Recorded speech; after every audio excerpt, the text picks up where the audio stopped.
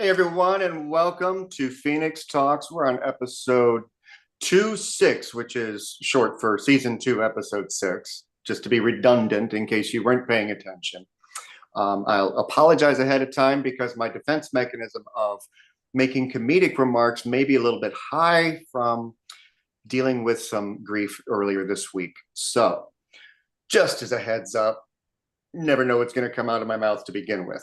Anyway, if this is the first time that you are watching Phoenix Talks with Brenda Wolf and Diane, say hello real quick, Diane. So, If this is your first time viewing the show, what it is we pick a topic each week and we make a pact that we do not talk about the topic prior to the show. There are no plans, there's no questions that we draw up that we're going to ask each other to answer. It's completely organic in the moment, whatever comes through about that particular topic. And this week it was Diane's turn. So I'm going to turn it over to her and let her tell you what it's all about. we haven't yet really gone into detail about closure, so I thought that would be a good one to talk about.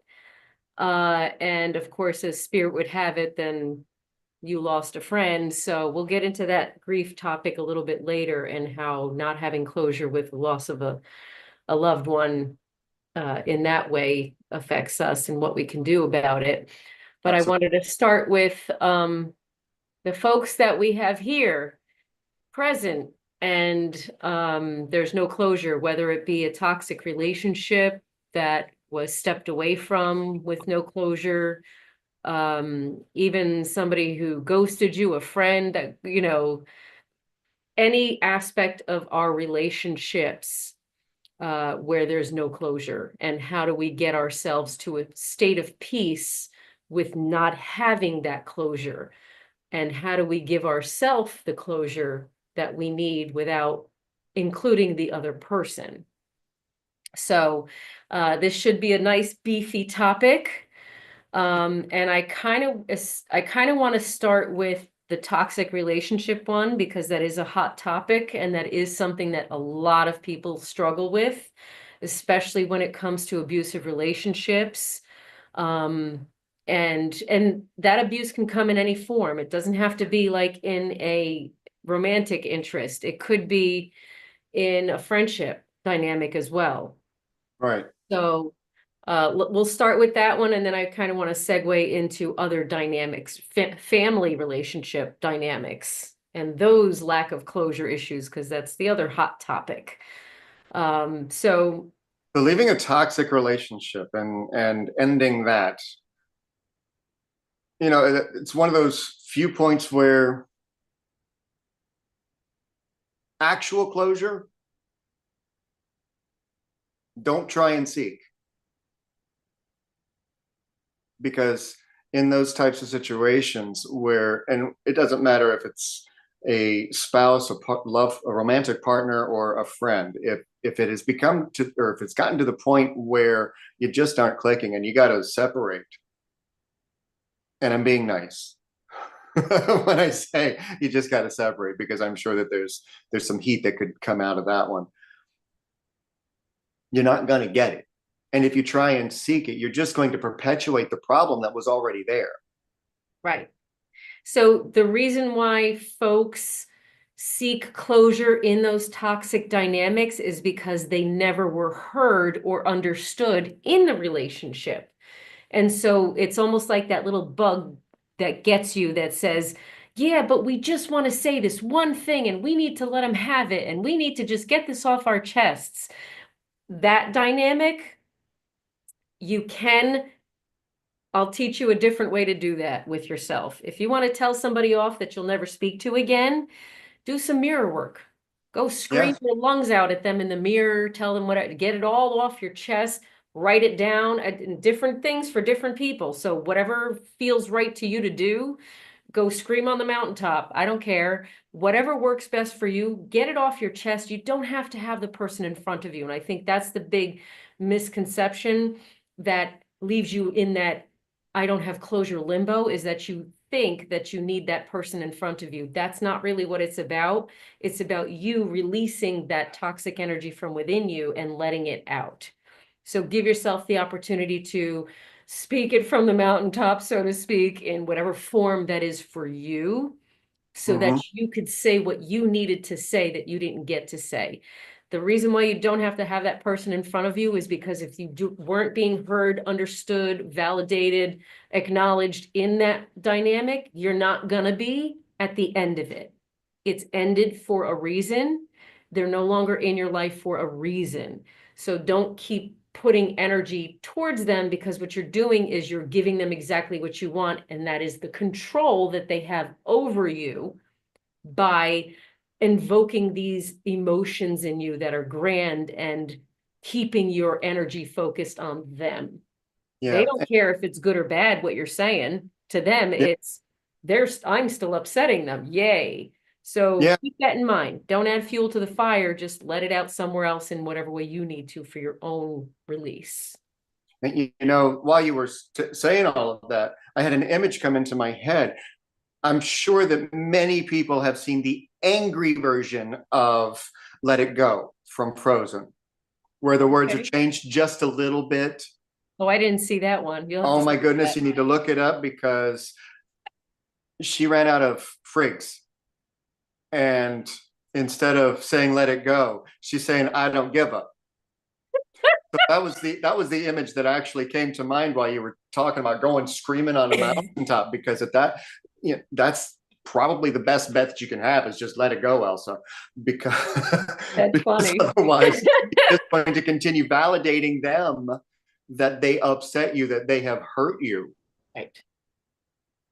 Right. and no one wants that. No, no, no one wants that. And so this is that self-reflection time for you. So once you cathartically release all that needs to come out, allow yourself to understand what aspects did not resonate with you and why you were feeling unheard, misunderstood, etc., whatever, go down the line. Mhm. And then allow yourself to recognize what it is that you needed that you didn't receive, so that you can, going forward, pick that up much more quickly and determine whether or not you can speak your needs and give that person an opportunity to meet those needs or move on. And So one way to not achieve closure is, especially when it's in a relationship where you're not validated and you aren't important to that other person, it can flip. The story can flip to where you're now the person seeking validation and manipulating others so that they are validating you because you weren't, and you're trying to fill that void and replace what you weren't receiving. So go back and watch the validation in season 1, why that's not a good idea in this instance. yeah, You literally just have to let it be. right, right. If you like I keep saying, if you continue to look for closure with someone who has treated you like dirt, you're just going to be continued to be treated like dirt. You're keeping yourself stuck in that victimhood mentality, and you're keeping yourself stuck in that resentment train. You can kick yourself off by just allowing yourself to do what you got to do on your own without that person, and recognize they're not worth sending energy to at all in any way, good or bad. No. The other relationship dynamic that I wanted to touch upon was the family relationships, because how many times do we're stuck with family dynamics that we'll never have closure on because the opinions are strong, however misguided sometimes, and you don't get to speak what you want to speak because that person just won't speak to you because of their own limited belief system and stuckness on their own hamster wheel.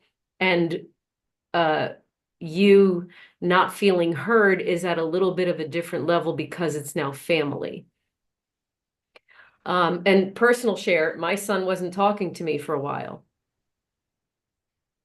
It was a couple of years there that I was not a healthy person for him in his experience.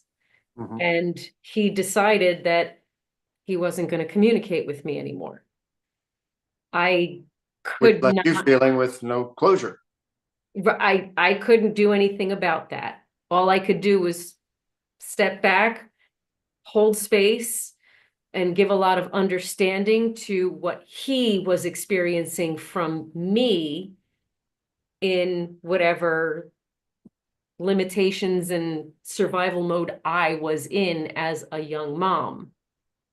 So putting yourself in the other person's shoes to see how they might have experienced you, plus adding on the limitations of whatever knowledge and experience they might have, especially when you're talking about kids, because if you're a parent, we all have some wavy roller coaster rides that we ride with these children.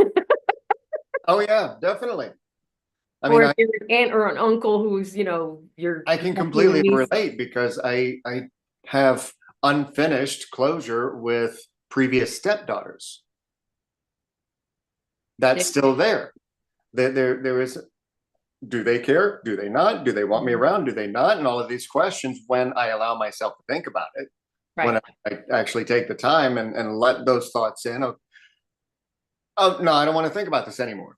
right, right, Yeah, and yeah, it is kind of that easy. And then you just let the trail of emotions and feelings that were created just kind of simmer down. right, Pay attention to something else. Say right. something fun if you have to. Yeah, I mean, when it's dealing with kids, I feel as though there's that reflective part that needs to happen, the compassion that needs to happen. First has to be compassion for self, forgiveness for self, understanding for the other person's experience, plus the understanding that if they are young and they experienced a lot when they were young, that's their limitation. That's their experience. Their perception of you is very different than what you think your perception is that they would have. Oh yeah, So different. So different. So, and it doesn't matter how great you feel you were as a parent if they perceived you as something else, plus having outside influences, trying to grow up accommodating and appeasing outside influences on top of trying to understand their own emotions and feeling not loved enough by you in some way or whatever. There's that level of forgiveness and compassion that needs to occur within the self first right. so that you can fully embrace and feel the compassion and understanding towards them. And if it's an adult child and the adult child continues that toxicity that without their own growth and evolution, you have to make the decision to protect your peace to some degree and allow yourself permission to let them have the space that they're looking for. Because, we naturally try to connect and make sure that, we are understood and not our intentions weren't misperceived. But if it's a toxic dynamic, even like with your child being disrespectful to you kind of thing, you got to make the decision to protect your own peace at a certain point and allow yourself to love them from a distance. And the point of forgiveness and compassion is for your own health and well-being. Right. The other person, Uh, Leaving the situation that has become difficult. I mean, with family, with them not understanding, them having their own set of belief systems, their own sets of values that they've tried to imprint on you. I don't want to say program, but imprint. I like right, that. I like imprinting better because most parents want their children to honor what they grew up with. And it's very difficult at times because, Ma, get with the times. right, Well, Ma can't get with the times because Ma didn't grow up in the times that you did. right, right. Now, speaking of Ma, as an adult child of parents, I had a very controlling mother. My mother told me what to think and feel for a very long time, and it was very overbearing at that. she's a beautiful soul, lovely woman, but it was a matter of like her programming and her belief system that she was raised with, that she carried on. So it's the understanding of her limited knowledge and her limited expansion that I had to come to terms with to set boundaries and release myself from that control and stand firm in my own truth, to help repair some of that distance, that wedge that was created from that overbearing, over opinionated type of dynamic. Right. And I think this is a level of closure because we want to close the gap in between who we are as individuals, as adult children, with what our parents may or may not want us to do, and trying to get closure on, this is who I am. Please accept it. And they may not. If And they they may don't not. accept it, that has to be okay, because you ultimately, all of this boils down to you have to be okay with yourself. So that self-reflection has to have compassion and forgiveness towards self. Because if we're always talking about unconditional love cannot be achieved without that compassion and forgiveness of self. Because that compassion and forgiveness of self leads to the compassion and forgiveness of others in that dynamic. Yeah. And if you want some tips on how not to let unconditional love turn into toxic positivity, go watch that one. Yeah. Because that can happen too. A lot of people don't realize that unconditional love does get angry. Unconditional love does get hurt. Right. So this is where I'm going to remind everyone that our emotions exist for a reason, to bring to our awareness what needs our love and healing. We don't want to live there. That's No. the point. Closure does never happen if you're, did I just say does never? Anyway. Closure won't happen if you don't allow yourself to be at peace with the full expansion of knowledge of whatever the person has been through, whatever you've been through, all of that, all of the above check boxes. The closure happens when we let go of and bring ourselves that level of understanding so that we can carry that understanding outward. Yeah. So there's there's some family dynamics where they bring stuff up at every family holiday, and it's the same repeat. We're like, what do you call Groundhog Day? Same thing every single time, and it doesn't go away. To the point that the children just start telling the stories for the adults so that they don't have to listen to them. So the way you can decide to not get caught in that web that they want to throw at you to capture you and draw you in is to simply, okay, I understand that that's what your perspective was and that's what you experienced, and I get it. Okay. Just okay them. Okay. Then that's where we go back to the detachment episode. You cannot make somebody see your perspective who's not open or willing to see your perspective or understand your experience. You're just not aligning and you're just not resonating. You can love them from a distance. You don't have to get caught in their web. Right. Now, if there isn't a toxic situation and there's an argument that happens, we're going to sprout off a leaf here on this branch. And there is a disagreement that can't be solved between you and somebody else, or you observe two people having a disagreement that just can't be solved. Okay, you're not going to get closure on convincing the other person that you're right. And they're not going to convince you that they're right. So you're not going to get closure on that argument. Agree to disagree.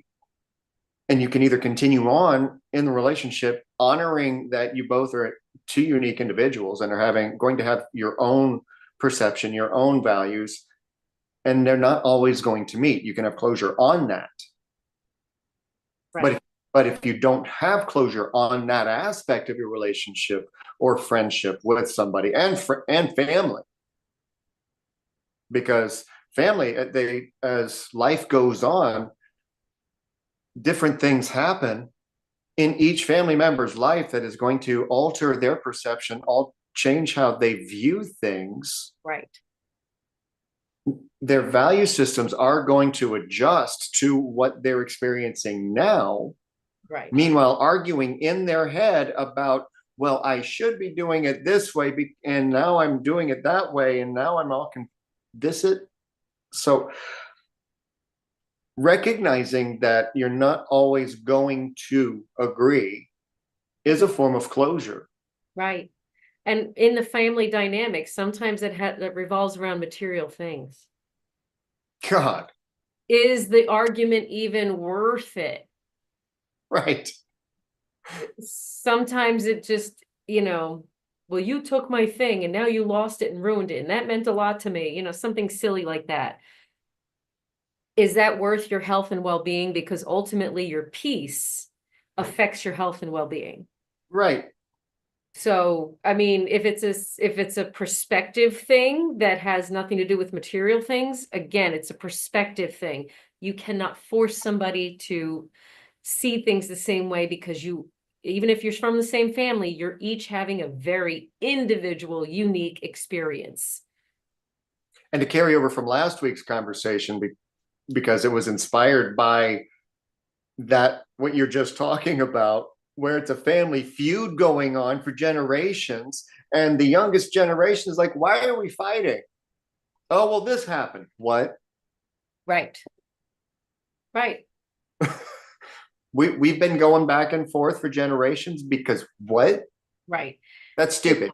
So this is where I remind everyone that it is you as an individual have to learn yourself enough to know what your needs are and what's most important to you and what really matters to you to maintain your peace for your overall health and well-being.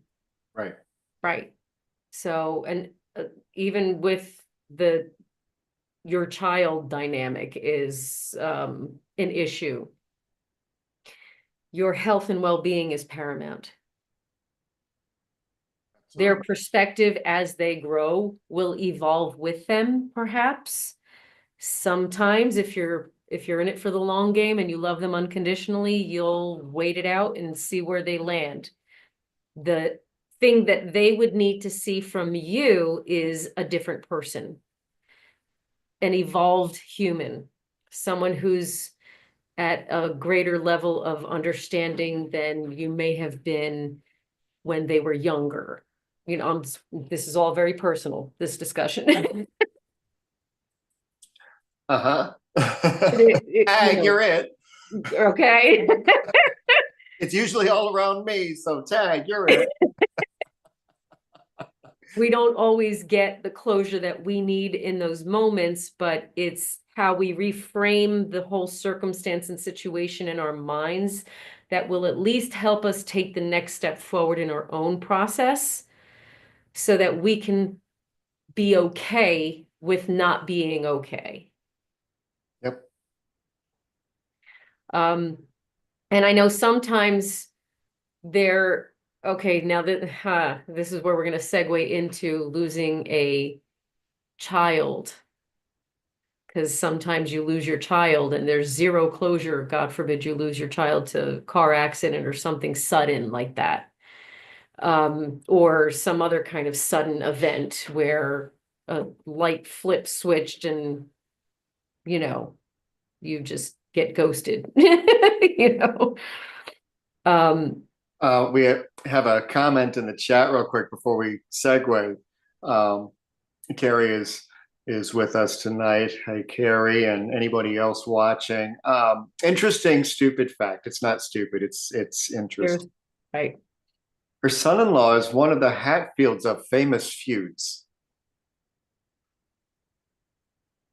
Interesting.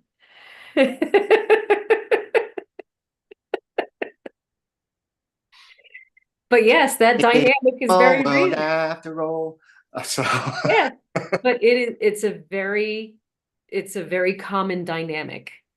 Mhm. So that's why we're talking about this, because we want you to feel okay with not being okay, because you have to know yourself and your needs. You have to find peace within yourself. You have to move forward yourself.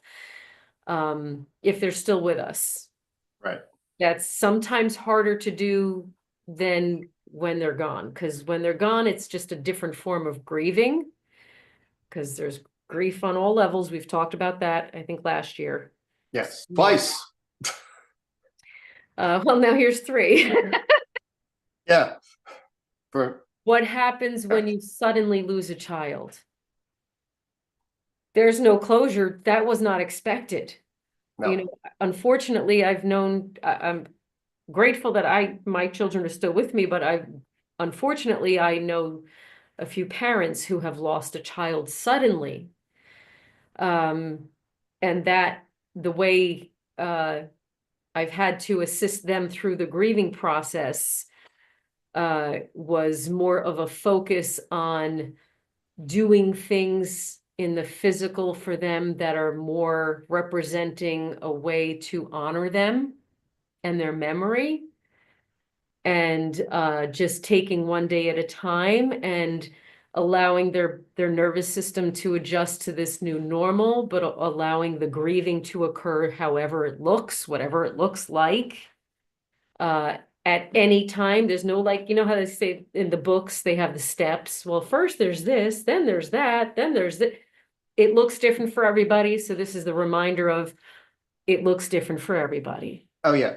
There is no order to anything, especially when it comes to a child, because you might be angry for years if your child died in a car accident. You know what I'm saying? Like, you don't know how it's going to look for you. So release yourself from any ideas of what that's supposed to look like. There is no supposed to. And there's a more delicate layer to this that I'm feeling drawn. I don't want to, but feeling drawn to talk about. I haven't experienced this myself, literally, but when the loss happens before the child enters the world,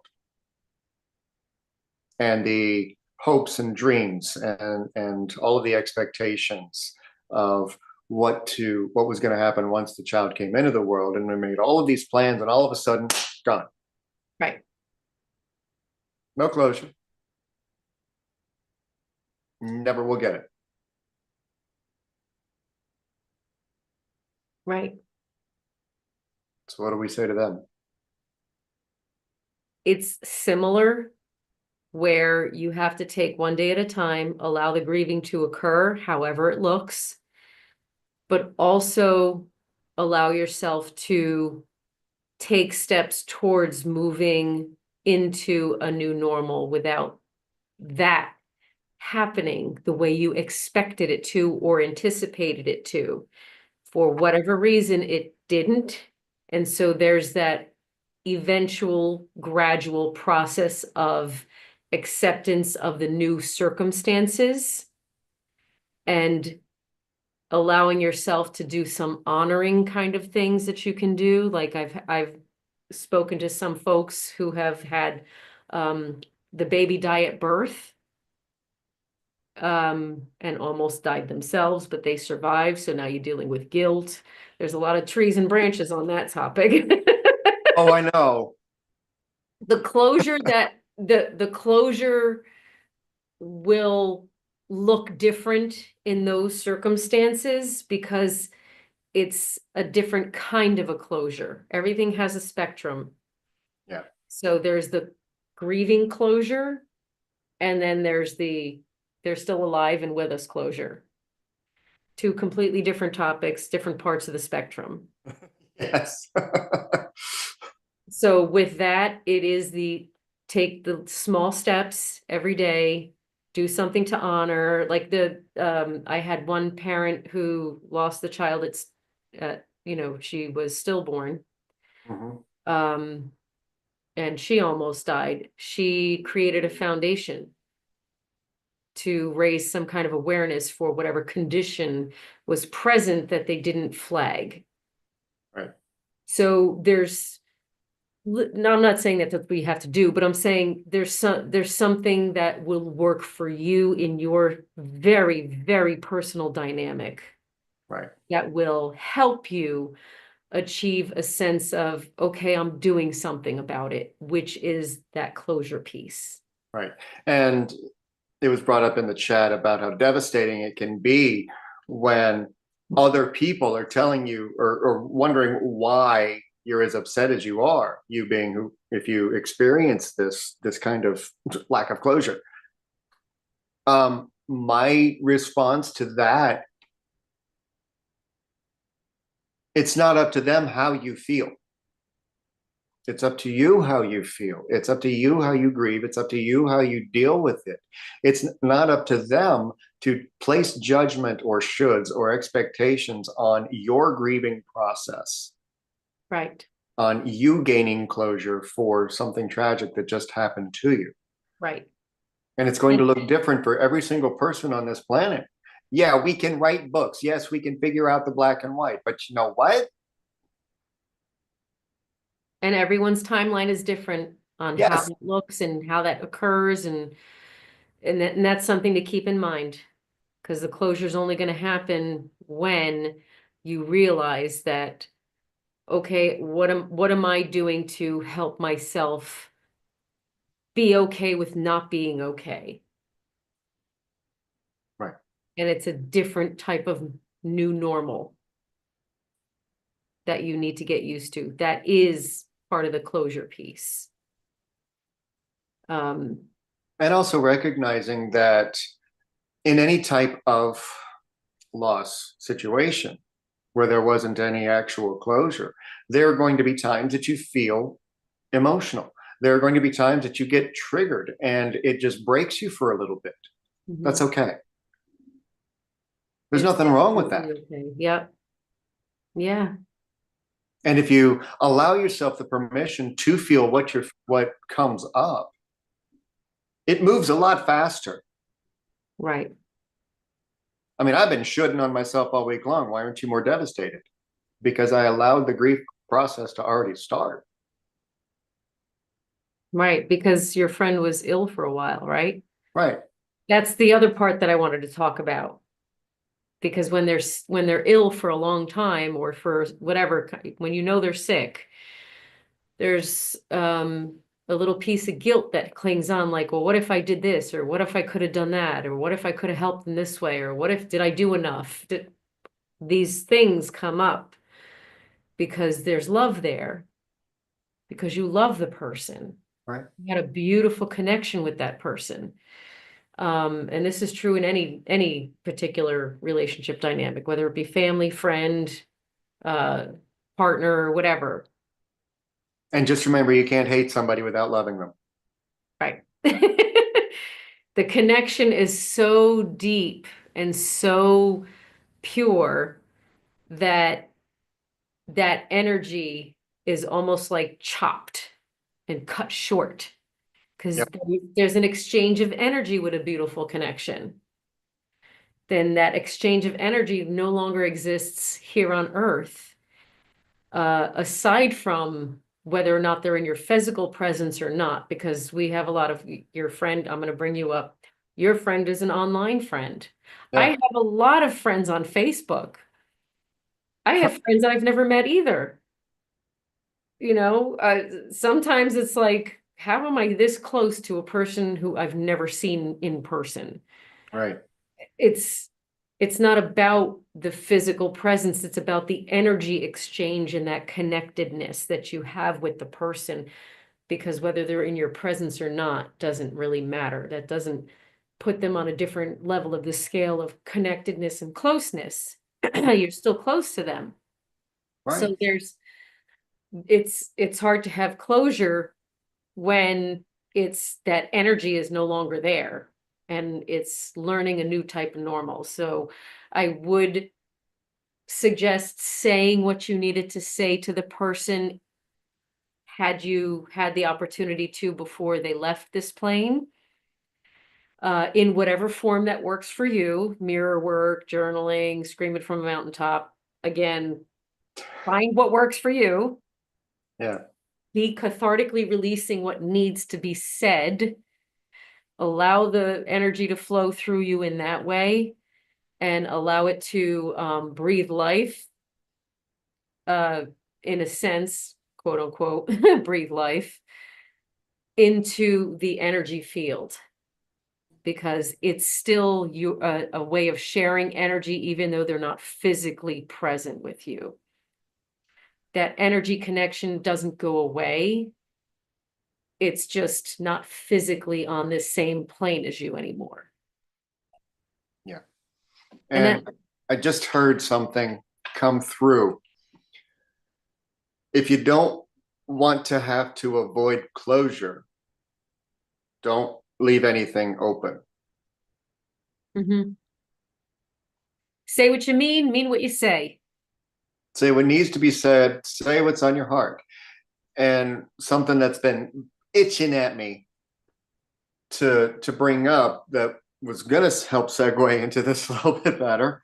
But when you have a spat with or fight with a brother, sister, mother, father, grandfather, aunt, uncle, cousin, whatever the case is, and you'd been close for a long time, and then you have this major disagreement, you storm out of the house swearing you're never going to speak to them again, and it was never resolved in any way, shape, or form. There wasn't the closure of, okay, agree to disagree. There wasn't the closure of, this is how I feel. Okay, thank you for letting me know. None of that happened, and gone. And then all of a sudden, after you ghosted them, you find out year later they're gone. Now, some people, many people, will throw on the good. This face. You get in this face because that's just a cover up. I see you. When we don't have the closure, we have a reaction. And if there was a fight, if there was something majorly negative that caused that disconnect, and then you didn't have the opportunity. And I'm talking to people who have parents that they've been angry with them for years and not saying what needed to be said so that they could, when their earthly bodies expire, transition a lot easier. And I think that that's one reason why a lot of the grieving process that I have dealt with from loss over the years is sporadic. I will have major moments that are brief, but making sure that all the things that needed to be said as often as I could, because you don't know. And you don't want to have to sit back and hang on and go, God, I never told them that. And now I can't tell them that. Right. Yeah. So I was grateful that I didn't have any of those things that were left open when my friend passed away.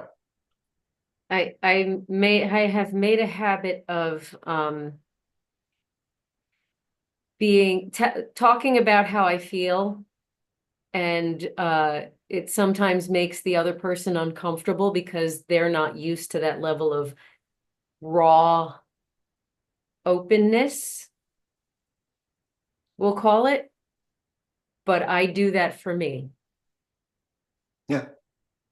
I do that for me because I do understand that anything can happen at any time.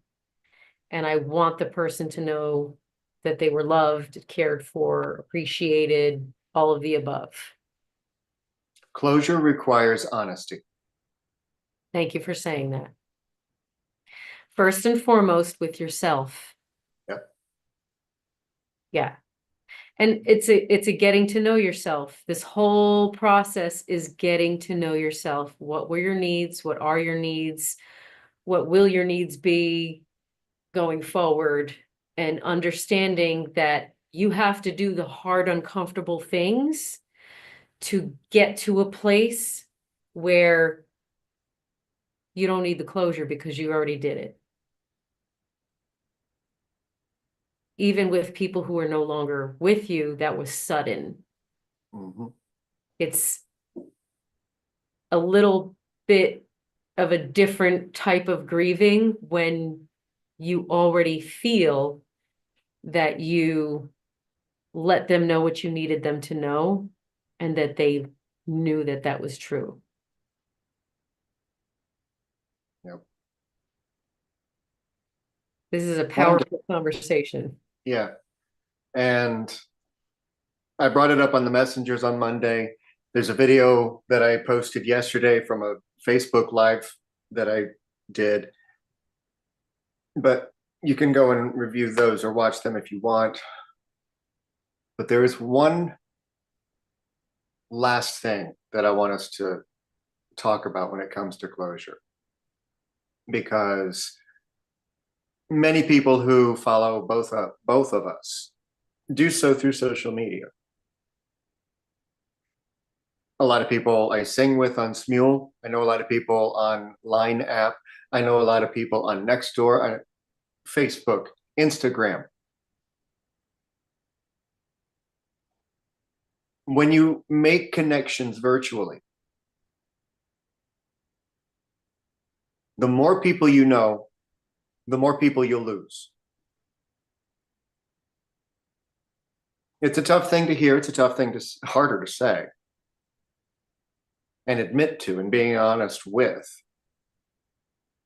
You may never meet them in person, but you will, like we talked about before, you will make a connection with them that's on a completely different level, a raw level, an honest level, because it's easier many times to be just absolute blunt when all you have to do to talk is that. So what happens when you have a disagreement? They ghost you, or they just vanish. And you are left with the sadness of never getting to experience them in the physical. And closing that book is probably harder than on people that you did, because there's a completely different and newer level of healing that humans as a race have to deal with now. Because before it was connection, and then or direct connection one to another. Then there was the mailing of letters. Then there was the telephone. That you had to have a landline where somebody else was listening into your conversations each and every time. You think it's bad now. And No, now we have video chat where we get to see them in person. right. So with that, I remind folks to allow yourself to focus on the gift of having that connection and what that brought to your experience and what you choose to carry forward from that experience and how wonderfully it inspired those new things going forward. Instead of that lack mentality of, well, I never got to, and now we'll never, and you weren't meant to for whatever reason, and that has to be okay. So Right. again, it's another level of the closure comes in with another level of being okay with not being okay and being at peace with whatever the circumstances are. Now I chose option 3, but I had 2 options that happened on Sunday because I was at a reading event and I was right in the middle of giving a client a reading, and my phone rang, and it was my friend. She tried calling twice, and I wasn't able to answer because I was at the event. And then 5 hours later, she's gone. Now I had option 1 of, God, I missed her. holding on to the guilt of missing the phone call. That was option one. Option two was I was able to answer the phone. And then 5 hours later, I just talked to her, and then having to hold on to that. Option three, I got to talk to her last week. I got to help her in a moment where she needed help one last time. You gave her that gift. So we can choose how we grieve. We can choose how we find closure when there isn't any. Right. And that is true across the board, whether they're living or gone from this plane. We can choose how we respond going forward, and we can choose what we're focusing on. And we can choose to give ourselves the peace within and determine how much energy we want to spend where. Yep. I think and don't be fooled by the smiles. There's still grieving going on. Yeah. But I know that that's just part of the process, which I'm going to allow. Yes. Yes. Right. This was a tough one, but we made it through. Yes, we did. Oh, thanks, guys, for watching in the live. Appreciate you being here tonight. And anybody who watches the replay, I appreciate you taking the time. I know these are a little bit long at times with we don't have commercials yet to break it up so you can run and do what you need to. But for now, thanks for sticking around, hanging out with us, and listening to this very difficult conversation. It's my turn. Don't know what it's going to be yet. I'll let you guys know. But I do want to make a mention again about my Risers in Flight membership. I have a phone. The Zoom call is this coming Sunday, and it will be at 1 p.m. If you're interested in that, please reach out. I'll be putting my Facebook information in the description below, as well as Diane's description, so that you can reach out if you would like to have a conversation with her. Thank you, Micah. Thank you, everyone. This was a solid conversation, and I hope we gave you some things to work on to help bring you closure that you need. And hopefully we'll have a little bit of a happier conversation next week. I never guarantee it. We never know. But hopefully we'll lift your spirits instead of making you look at yourself going, oh. But you could choose not to go, and choose instead to go, you know what?